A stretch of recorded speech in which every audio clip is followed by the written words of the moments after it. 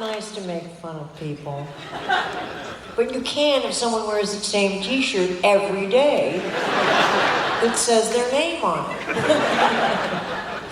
Are you ready to take some questions from the crowd? Absolutely. All right, throw your hands up. I will run down and bring the microphone to you. How about that? This gentleman right here in the pink shirt. Oh, I had my picture taken with Alice Cooper. That was a big deal for my daughter. Thanks for clearing the way.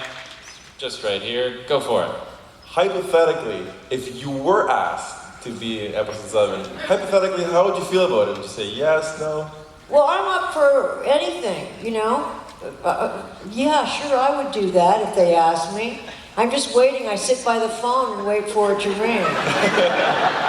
You know, they might get someone that looks like me. I forget who that would be. Stevie Nicks. Well, while I find someone else with their hand up, you, come on out. Oh, I know you. Maybe you could talk about the idea that your image is already owned by Lucasfilm. Yeah, and this isn't mine. No, not anymore. With Tron Legacy, just a couple of years back, they used Jeff Bridges' likeness and actually, you know, made him appear younger in that film. Can you imagine? Who makes him younger? Jabba. No, who did I make?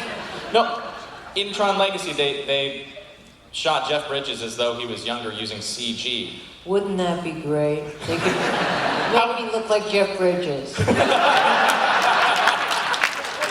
got that down pat, so why not just use it again? Well, how would you feel about them using, you know, your likeness? Would be better than getting, you know, plastic surgery. Or depending on the doctor, I guess. So, that would be cool if you could do that. And for those of you that are really, really young, they'll be able to do it when you're like teenagers. And you don't need it. All right, hello, here's... Hi, this is kind of like a dream come true for me. I'm not actually going to ask a Star Wars question, but I am going to say this. I really wanted to thank you because of the fact that you are so candid and you turn the things that happen in life and you literally you make it funny, you make it happy. And as a bipolar woman, I know what that's like and it's hard. And look, like hearing about you reading your wonderful literature that you write, it makes me feel like, you know what, it's a great world, you know, you don't have to be one thing or another. So I just really want to commend you on the fact that you've done such a wonderful public service for people, and also it makes me respect you so incredibly much. So thank you.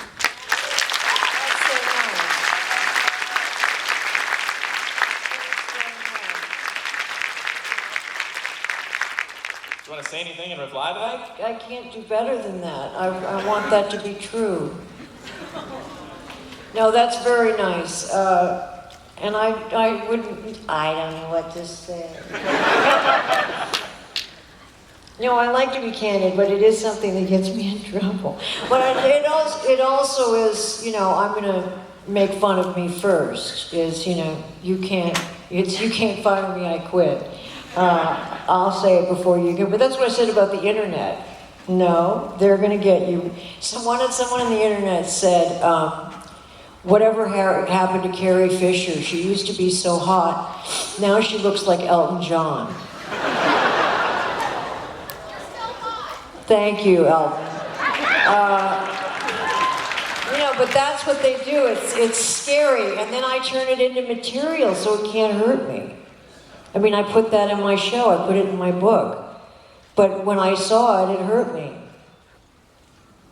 Well, I mean, I'm a human being. Not that Elton is not good looking, but it's never been a goal of mine, particularly when I go to the mirror. I shoot for Bernie Taupin mostly. All right, we're over here. Hi, can you describe for us, if you remember, what your personal reaction was when you saw that Star Wars' subtitle had Episode 4 in there? If the actors or crew ever discussed their own ideas for what might have come before? And before you answer, if I could just say, the company I work for does a lot of Star Wars shirts. We want to give you this gift of a Yub-Step t-shirt, if possible. Of a what? A Yub-Step t-shirt? Yub? This is a gift to you. Well, I'll know when you give it to me. I think my hearing's shot. Was there a question there? Yes. I'll do my... Episode 4. That stuff really confused me. Yeah. You want me to paraphrase the question? Yes. Okay, so the original Star Wars had the log line of episode 4. Dubstep. So that alludes to the fact that there were stories told before the first film.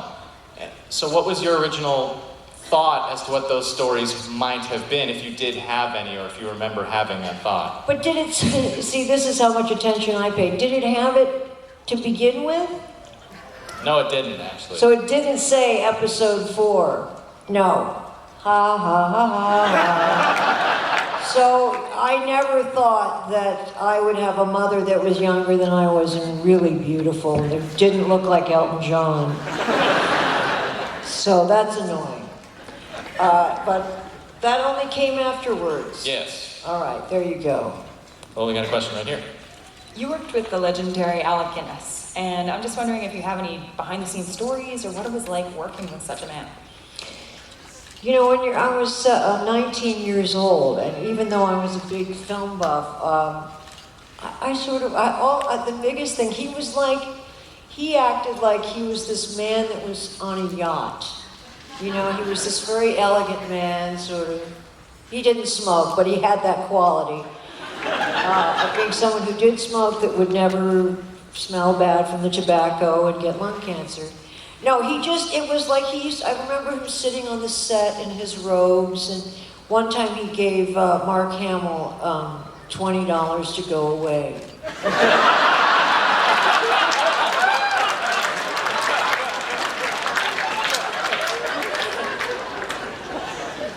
That's what I remember.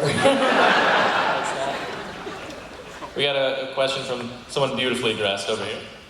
Hi, obviously I'm a big Star Wars fan. I actually saw you last time you were in Toronto for your wishful drinking show.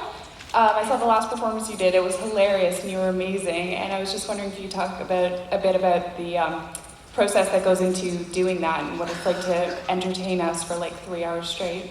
Well, you know, even from doing stuff like this, and just over time, well, what I was doing is I was giving a lot of people awards.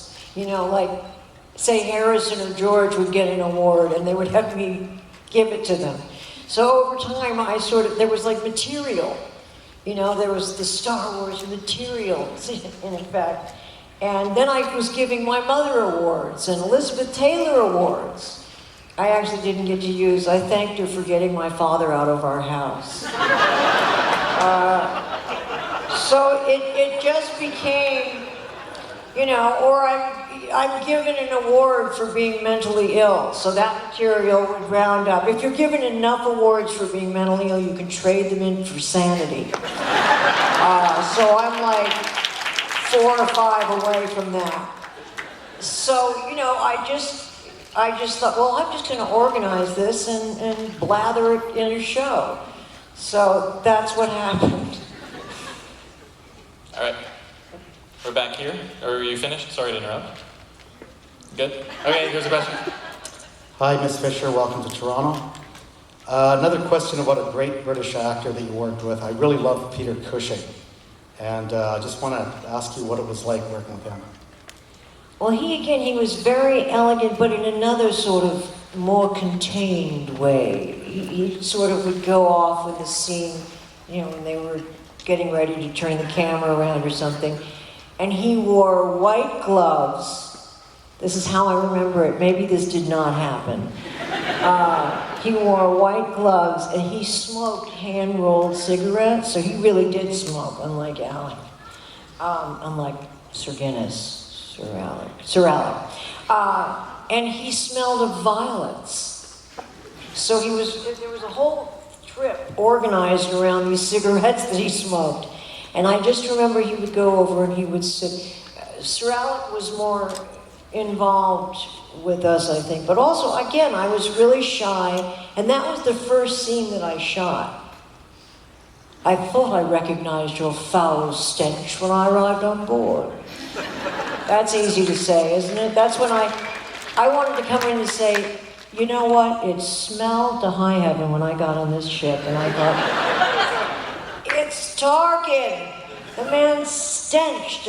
Anyway, And that was when George said, you're being, you know, this is very serious. So that's when my British accent happened. Right here in the middle. Hi, obviously I'm a big fan, grew up idolizing you as my mom grew up idolizing your mother in the Tammy films before me, so that's pretty cool. But I was just wondering, obviously a strong start to the female actresses in the family, what it was like being in a film series like Star Wars, which has been heavily noted to be lacking in the female character department. Wait, say again?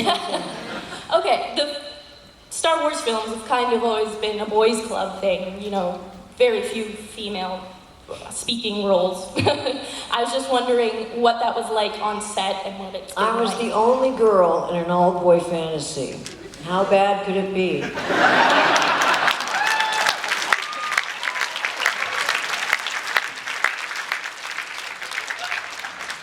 course, when it was lunchtime and you want to go have your nails done or do a little shopping, you know, you have to look for the gay guys. And there was one robot that I used to shop.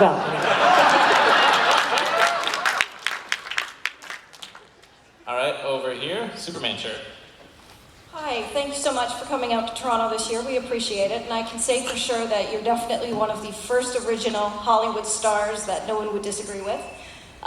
Question is, many fans would think that Hollywood has really lost originality in its script and its movies. Would you agree with that? And what do we have to do to bring back originality? No, I really think there is this sort of second wave of really interesting stuff that, you know, is actually reflects what's the contemporary, you know, times that we live in. We're not making those screwball films or those really serious, but that reflected another time, you know, that was more innocent and people were more formal and things were more hidden. And I think, you know, I think at first it was sort of Bob Carroll, Ted and Alice, you know, they did all these films to be shocking. And now I think it has kind of settled in to where we're making films about who we are. I think there's a huge fascination with documentaries. And, you know, I'm more interested in a film that's based on a true story. So, you know, maybe we're more voyeurs now. And less people, it's all about being entertained. And I do think that we're still entertained, it's just being entertained from a different kind of slant. But I do think the originality isn't gone. It's just not in any way similar, apparently, to the films that my mother grew up making and watching. Thank you. We're off to your right. Hello. I was introduced to you from my favorite movie of all time, which is When Harry Met Sally. So I wanted to ask you about the process of making that movie and some of your later more realistic movies and how that process differed. Well, hair and makeup didn't take too